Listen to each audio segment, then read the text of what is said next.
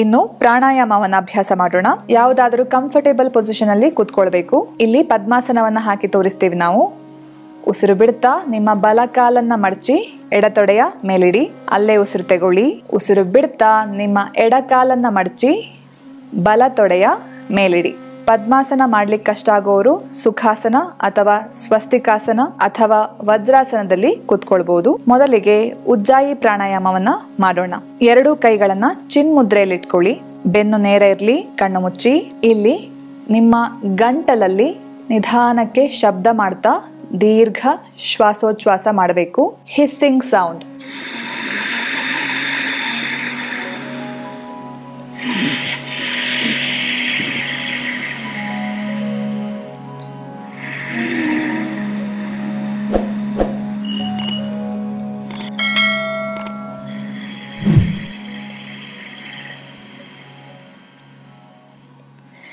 ಈ ರೀತಿ ನಿಮ್ಮ ಗಂಟಲಲ್ಲಿ ಹಿಸ್ಸಿಂಗ್ ಸೌಂಡ್ ಮಾಡ್ತಾ ದೀರ್ಘ ಉಸಿರಾಡಬೇಕು.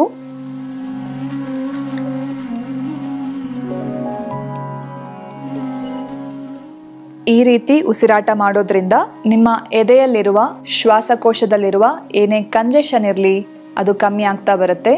ಅಸ್ತಮಾದಲ್ಲಿ ಕಂಡುಬರುವ ಕೆಮ್ಮಿಗೆ ಒಳ್ಳೆಯದಾಗತ್ತೆ ಈ ಪ್ರಾಣಾಯಾಮ. 21 ಸಲ ಅಭ್ಯಾಸ ಮಾಡಿದರೆ ಉತ್ತಮ. ಸಾಧ್ಯವಾದಷ್ಟು ದೀರ್ಘ ಉಸಿರಾಡಿ. ದೀರ್ಘ ಉಸಿರು ತೆಕ್ಕೊಂಡು ಬಿಟ್ಟು ಮಾಡಿ. ಗಂಟಲಲ್ಲಿ ಶಬ್ದ ಮಾಡ್ತಾ ನಿಧಾನ ಉಸಿರಾಡಿ. ನೆನಪಿಡಿ, ಈ ಪ್ರಾಣಾಯಾಮ ಮಾಡುವಾಗ ನಿಮ್ಮ ದೇಹ ಸಡಿಲವಾಗಿರಬೇಕು.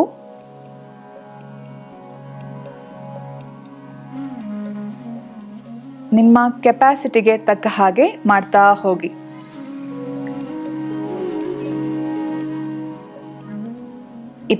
ಸಲ ಮಾಡಿದರೆ ಉತ್ತಮ. ಇನ್ನು ಅನುಲೋಮ ವಿಲೋಮ ಪ್ರಾಣಾಯಾಮವನ್ನ ಮಾಡೋಣ. ಎಡಕೈ ಚಿನ್ಮುದ್ರೆಯಲ್ಲೇ ಇರಲಿ. ನಿಮ್ಮ ಬಲ ಕೈಯನ್ನ ಮೃಗಿ ಮುದ್ರೆಯಲ್ಲಿ ಇಟ್ಕೊಳ್ಳಿ.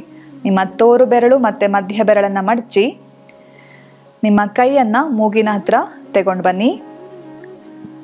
ಹೆಬ್ಬೆರಳಿಂದ ಬಲ ಮೂಗನ್ನ ಮುಚ್ಚಿ ಎಡ ಮೂಗಲ್ಲಿ ದೀರ್ಘ ಉಸಿರು ತಗೊಳ್ಳಿ. ಎಡ ಮೂಗನ್ನ ಮುಚ್ಚಿ ಬಲ ಮೂಗಲ್ಲಿ ಉಸಿರು ಬಿಡಿ.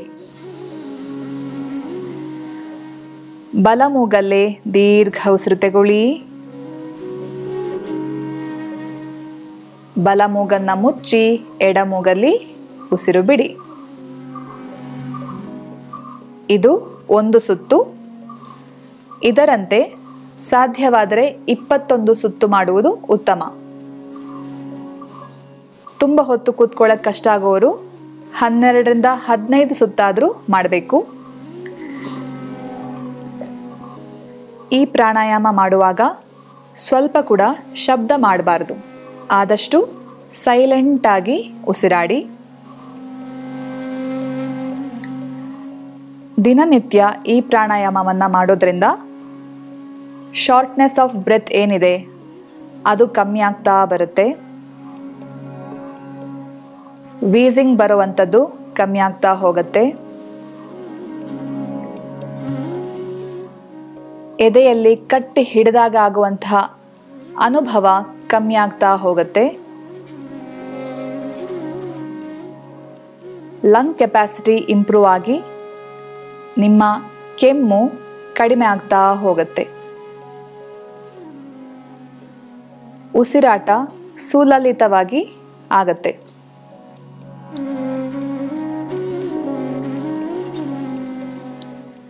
ಆದಷ್ಟು ದೀರ್ಘ ಅಭ್ಯಾಸ ಮಾಡಿ.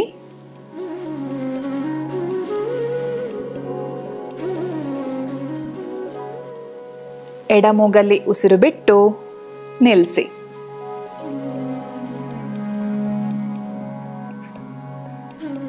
ಇನ್ನು ಅಸ್ತಮಕ್ಕೆ ಪ್ರಯೋಜನಕಾರಿಯಾದ ಇನ್ನೊಂದು ಉತ್ತಮ ಅಭ್ಯಾಸವನ್ನ ಮಾಡೋಣ. ಈ ಪ್ರಾಣಾಯಾಮದ ಹೆಸರು ಸೂರ್ಯಭೇದನ. ಬಲ ಕೈಯನ್ನ ಪುನಃ ಮೃಗಿ ಮುದ್ರೆಯಲ್ಲಿ ಇಟ್ಕೊಳ್ಳಿ. ಕೈಯನ್ನ ಮೂಗತ್ರ ತಗೊಂಡು ಬನ್ನಿ.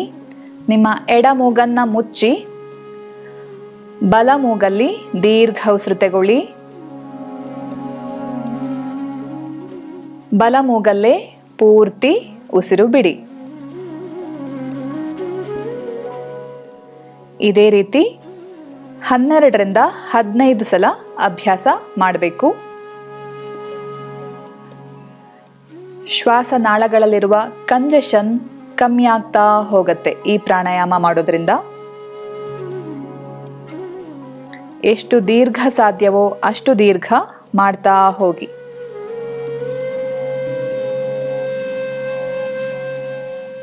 ದೀರ್ಘ ಉಸಿರು ಬಿಟ್ಟು ಸ್ಟಾಪ್ ಮಾಡಿ.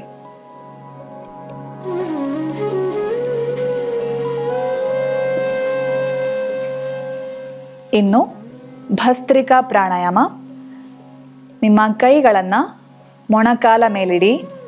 ಬೆರಳುಗಳು ಒಳಮುಖವಾಗಿರಲಿ. ಬೆನ್ನು ನೇರ ಇರಲಿ.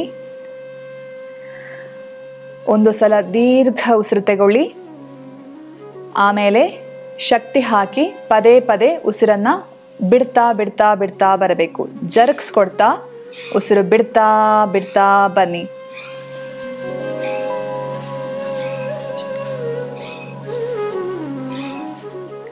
ಸ್ವಲ್ಪ ಸ್ವಲ್ಪವಾಗಿ ಬಿಡ್ತಾ ಬನ್ನಿ. ಒಂದು ಸಲ ಗಾಳಿ ಪೂರ್ತಿ ಖಾಲಿ ಆದ ನಂತರ ಪುನಃ ದೀರ್ಘ ಉಸಿರು ತಗೊಳ್ಳಿ. ಇದೇ ರೀತಿ ಪುನಃ ಮಾಡ್ತಾ ಹೋಗಿ. ಈ ಎಲ್ಲ ಪ್ರಾಣಾಯಾಮಗಳನ್ನು ಮಾಡೋದ್ರಿಂದ ಅಸ್ತಮದ ಲಕ್ಷಣಗಳು ಕಡಿಮೆಯಾಗಿ ನಿಮ್ಮ ಲಂಗ್ ಕೆಪಾಸಿಟಿ ಇಂಪ್ರೂವ್ ಆಗುತ್ತೆ. ದಿನನಿತ್ಯದ ಚಟುವಟಿಕೆಗಳನ್ನು ಆರಾಮವಾಗಿ ಮಾಡೋ ಹಾಗೆ ಆಗತ್ತೆ. ನೆನಪಿಟ್ಕೊಳ್ಳಿ, ಯಾವುದೇ ಆಸನ ಇರಬಹುದು ಅಥವಾ ಪ್ರಾಣಾಯಾಮ ಇರಬಹುದು, ನುರಿತ ತಜ್ಞರ ಹತ್ರ ಕಲಿಬೇಕು. ದಯವಿಟ್ಟು ಯೂಟ್ಯೂಬ್, ಟಿವಿ ಅಥವಾ ಪುಸ್ತಕಗಳನ್ನು ನೋಡಿ ಮಾಡಬೇಡಿ.